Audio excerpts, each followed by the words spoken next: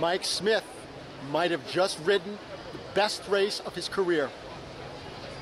All the wise guys talking about how wide he was going to go. Mike just erased it all with this ride with Zenyatta. Brilliant ride by Mike Smith, and even more brilliant preparation by John Sheriffs and his whole team. But Mike Smith was big money today. Big money, Mike Smith. Are you going to do the carpet? Photos and stuff? How you been? I haven't seen you in a while. Look up at your list.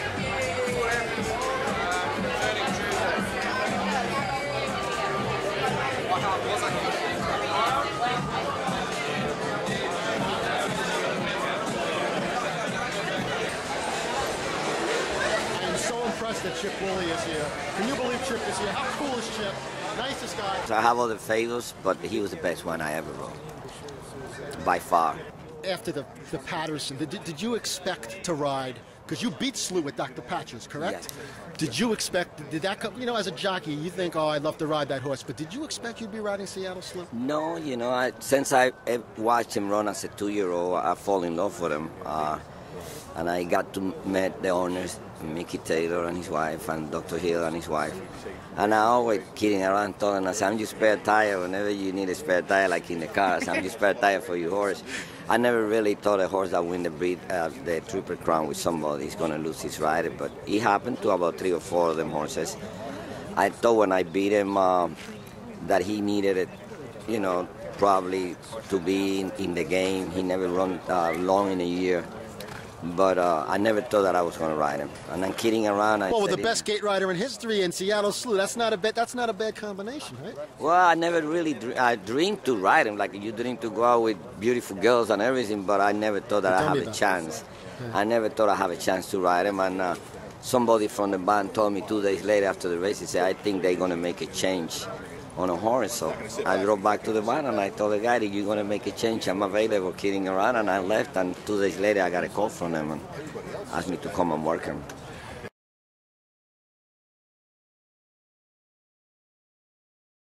You think that Slew could have beaten him at a mile or something? Gone a mile and an 8 or a mile and a quarter, yes. But now a mile trickier, you think? A mile probably would have been tough because Dr. Fager, that was his game.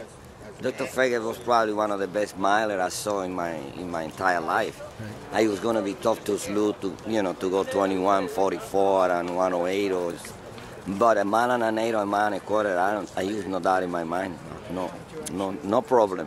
I'm getting chills thinking about Seattle Slew's Gold Cup. I want to ask you a few questions about the Breeders' Cup, of course. I'm thinking of Seattle Slew's Gold Cup. I want New York Racing Association, I've wanted this for years, they think I'm crazy, to rename the Jockey Club Gold Cup to Seattle Slew, because that was the greatest race I've ever seen. It was the greatest effort I've ever seen. And you had a rabbit thrown at you, you had a saddle slip Triple Crown winners with a firm thrown at you, and he would never stop giving. Do you think that was the best race he ever raced? And have you ever been on a horse who ran a race as great as Seattle Slew did in the Gold Cup? He run an unbelievable race because the pace. But probably one of his best races was when he beat a firm in the Marlboro. Marlboro, of course. So he won the first quarter in 24, and he wound up going a mile and an 8:45 and change. But the Gold Cup, obviously, he went through the gate before, and he got very excited.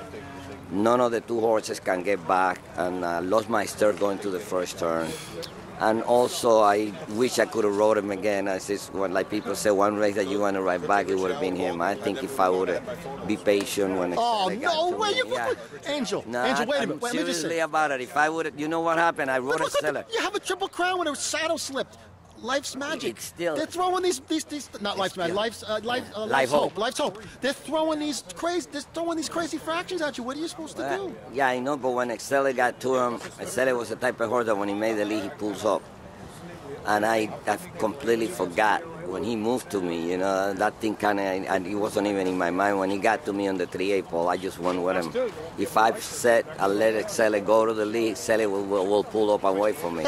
But on that particular instant, I was so keyed up and I was so worried about what happened the first part. I said, well, I've been on the lead for so long. I said, I don't know if this horse can come back again if somebody passed him. I didn't really trust in him.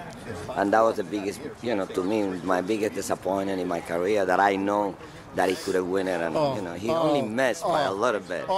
I wish I can convince you otherwise. Cause no. That race kills me. That's one of the things I never want to remember was that classic, because I know how much better Slew of Gold was than those horses. Was it 2 feet, 2 quarter cracks, 1 quarter crack? Did he not like the track? Do you make any excuses for the great Slew of Gold that day? Because I know you love that. He was on himself. He got 2 quarter crack on his front leg, and spent the night before trying to get him patch up and everything. And he didn't run his race. He was going to win if he doesn't get balanced, but he didn't run his race. There was no way that them 2 horses. You really feel that the contact in that race stopped you? Well, if you look at the head-on shot, we made contact from the 316 pole all the way to the wire. It was on 1 time, it was on 2. It was a time that they had it so tight they picked him up in the air.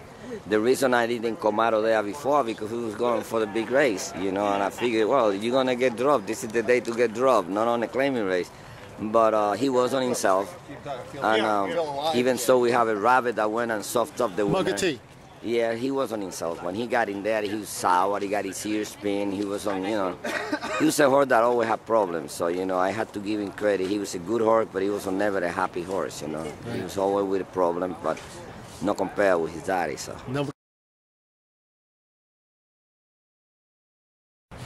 I'm asking everybody I speak with about some of our favorite horses retiring early. I know it started with Secretariat, and I have a feeling you know who I'm going to bring up. I was a little late on the Hard Spun bandwagon because I was a big Curlin fan, and I'm getting chills right now even thinking of Hard Spun, because my favorite race of his was in the King's Bishop. Oh, yeah. Because there was for him to turn back in all that class, and you have a real, not a great sprinter, but a top flight sprinter at the top of his game. Bobby Frankel comes up to his hip, and Hard Spun's like, yeah, not today. Not today. No, I've worked too hard to get here. This is a brag. I'm a man. Yeah. Go do your thing. Yeah. Now, with these 3-year-olds retiring, the Europeans say it's part of the game. You must appreciate the fact that they're going to do their business now, and you'll love their children. Yeah. How do you feel as a race fan? Every year it kills me. I'm like, no. Well, as bad as we hate it, economics does play a major portion in it, and it really does. And in Hard Spun's case, he was the last, looked like going to be the last good Danzig, and with Sheikh Mohammed and them having lost Danehill, they wanted something to try to fill his shoes with.